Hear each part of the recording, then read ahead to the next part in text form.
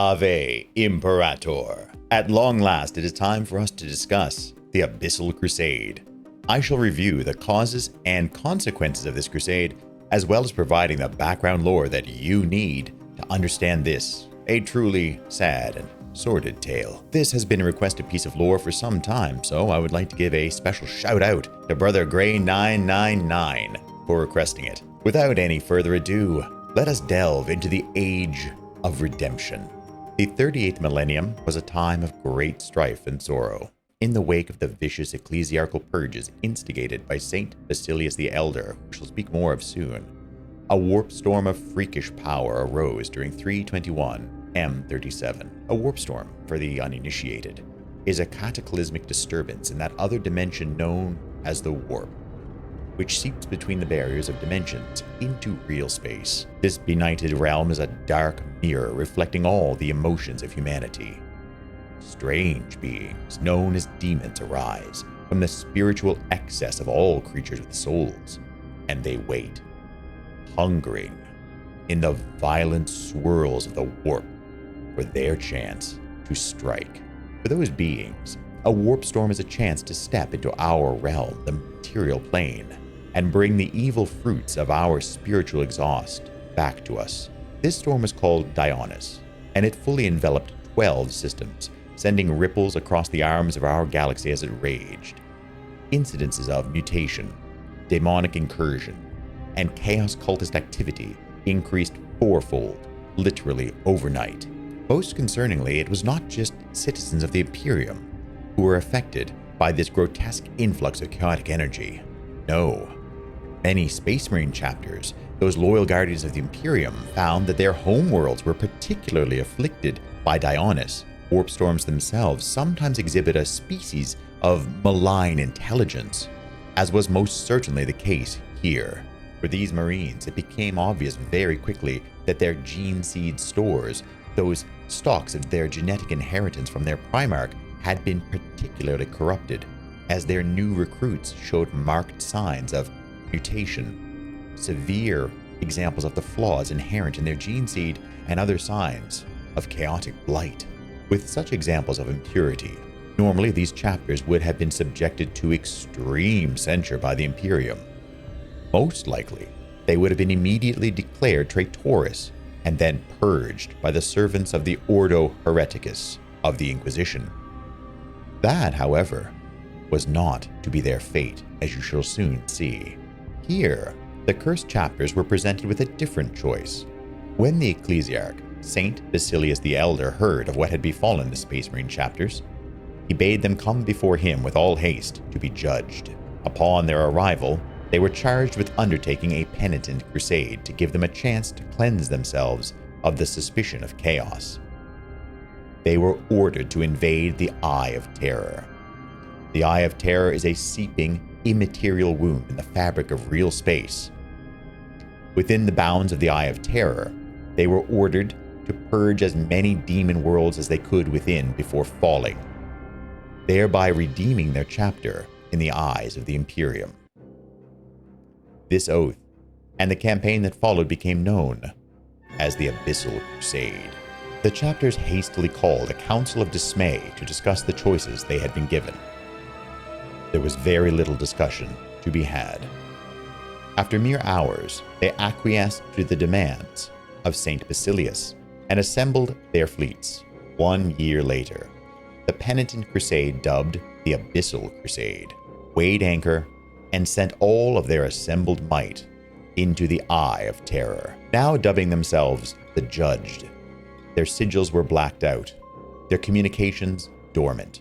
The forces of the Abyssal Crusade entered the nebula that surrounds the Eye and disappeared from Imperial sight for over 800 years. For those on board the Crusader ships, however, things went from bad to catastrophic within an hour. Barely had they entered the Eye when a massive fleet of Chaos warships emerged, almost as if they had been waiting.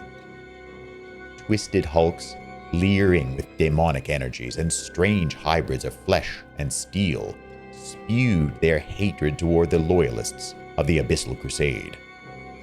The fighting was intense, and such was the magnitude of unreal energies expended, the flesh of real space, ever thin, began to twist and buckle.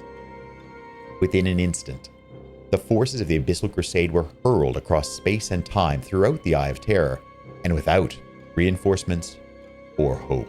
For most of the penitents, this meant one sentence: damnation. Each force found themselves within striking distance of worlds for them to attack. And so they did, with all the power that they could muster. They soon found, however, that they were horribly outmatched. In the case of one chapter, the Knights Excelsior, they found themselves above a demon forge world.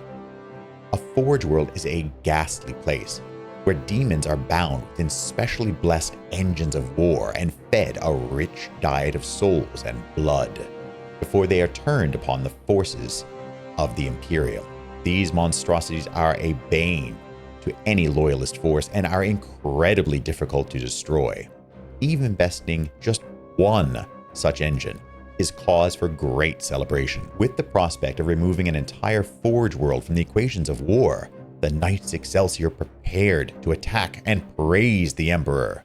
The demon forge world they found themselves above was called Temporia, and it was a mind-bending contradiction of cog plateaus, helical manufactura, and spiraling stairways that clanked and span around the Knights Excelsior as if they were the epicenter of the world they had invaded.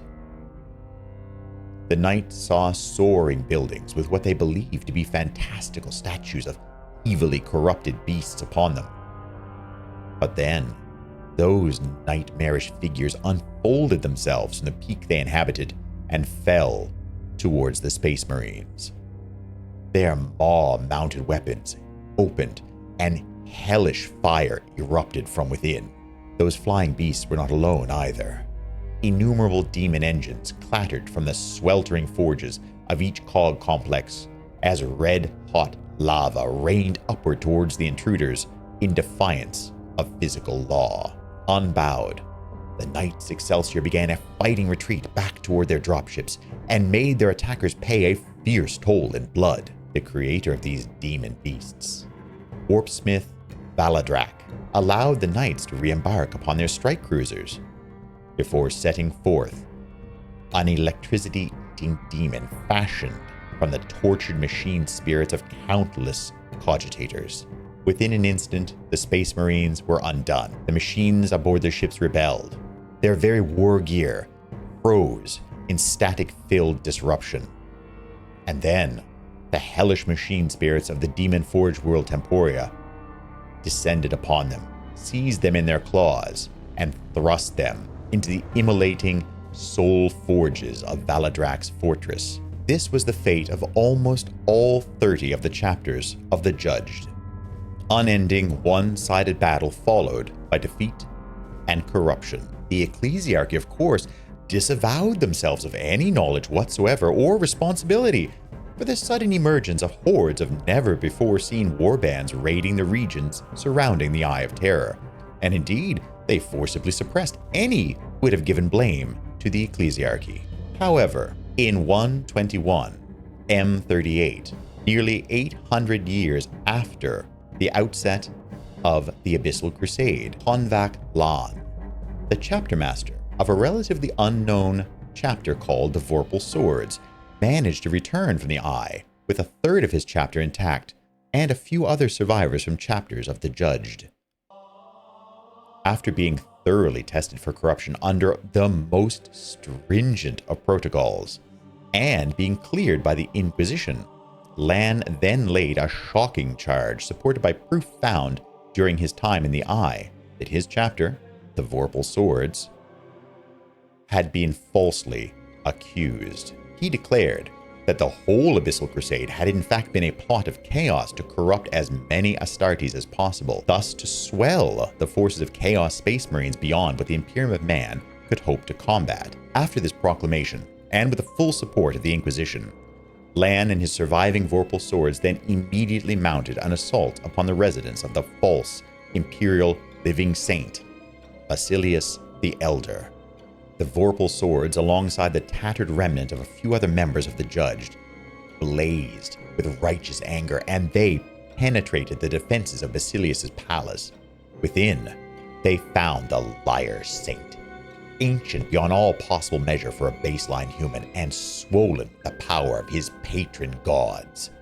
His true nature, as an apostle of chaos, undivided, was nakedly revealed for all to see, and he reveled in the tormented wounds that he had wrought upon the flesh of the Imperium. The vorpal swords brought vengeance upon his twisted form and sent him screaming back to join his cruel masters in the warp, where his soul became their bright toy for all eternity.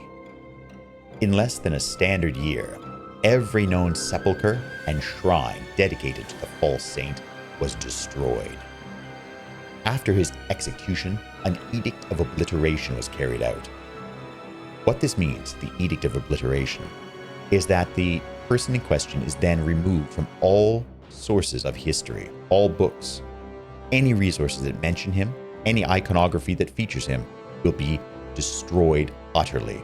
It will be as if he never existed. The heretic saint's bones, thus, along with all the countless relics, books of doctrine, and thousands of living worshippers, were rounded up and interred aboard a massive freighter. This freighter was then put on a collision course with the star of the system they were in. The nuclear fires of the star were sufficient to burn away all the filthy corruption the saint had wrought, and it was as if, as I said, he never existed. Despite the vengeance of the judged, as meted out by the vorpal swords, the actions of Basilius the Elder and the web of chaos he wove was never truly revealed, and many misfortunes and tribulations that have befallen the Imperium of Man in the millennia since must be laid at his door. And there you have it, my friends, the Abyssal Crusade. Once again, I want to give a very special shout out to Brother Gray999 for requesting that this piece of almost forgotten lore be brought once more into the light. I hope that you've enjoyed the history of the Imperium that I have related here. It brought me great pleasure to assemble the pieces and make them a coherent story for your edification. If you enjoyed this, my channel is an ever-growing repository for Warhammer lore and esoterica that I think will be of great interest to you. I hope to see you joining us as soon as possible on our live streams of Tabletop 40K, Space Marine 2, Chaos Gate Demon Hunters, and Warhammer 3 Total War. We will also be featuring a bevy of upcoming new games like Dawn of War 4 and Mechanicus 2 in 2026. I hope to see you there, friends. You may also find links to some of this content in the description below. Please do check it out. Also consider joining our Discord and signing up to the Brothers of Athicus. Our crusade can always stand new recruits. As always, friends, the like, the subscribe, the comment, the hype, the share are all the dark currencies of this benighted age in which we find ourselves living. And I hope that I can depend upon you to ensure that our channel continues to thrive. Thank you so much, everyone, and I will see you again in the next video. Ave Imperator.